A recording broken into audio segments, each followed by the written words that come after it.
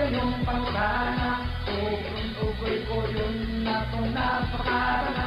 Ang Karong Sabado, atong hisgutan ang isyu kabahin sa naitabo sa Picture Nursing University Mendoza, dakbayan sa Sugbo.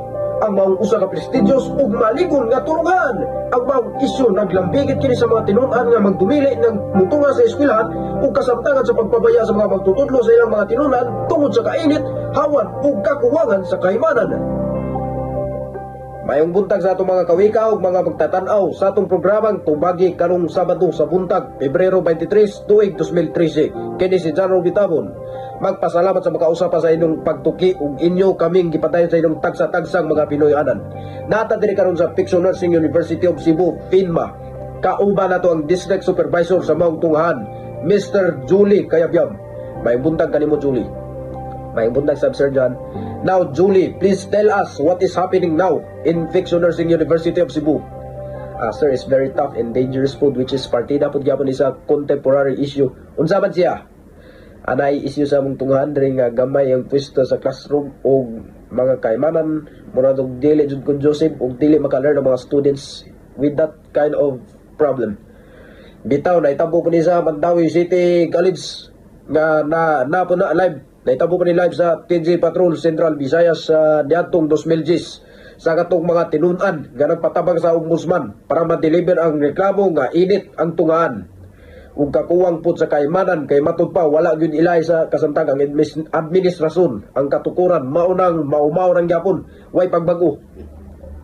Yes sir, init sa among classroom kay gamay pud ang pwesto, wala po'y mga electric fan, wala po'y mga television.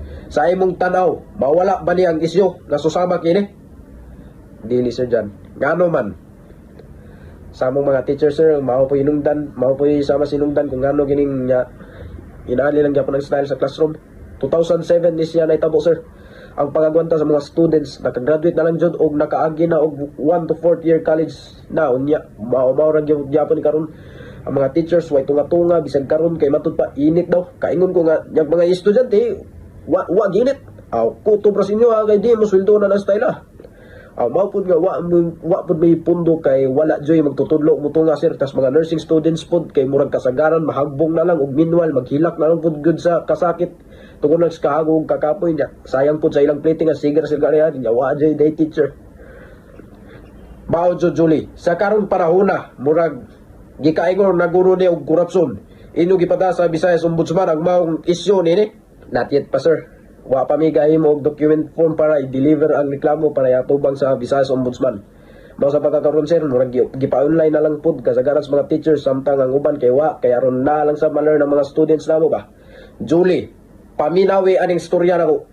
Kung maoon bang may tabo nga isyu sa FNU, mupadala mi og magpahigayon og free products gikan sa Grand Halad Kawika ug Tagalog Television Foundation para mapadayon ang pagtunga sa mga tinun-an ug kasamtangang kahigayonan sa lucrative nga mahimong mudako ang sweldo alang sa mga magtutudlo nga dili motunga. Ug susama pud kini sa early rewards sa dili pa mag-idsa People Power Revolution. Unsa may kaingon nimo Julie? Wa joy lain sir, kundi dakong pasalamat jud sa inyong pagpahigayon gikan sa Tagalog Television Foundation. Dugay jud mi nagagwanta pito na gyud ka tuig sir.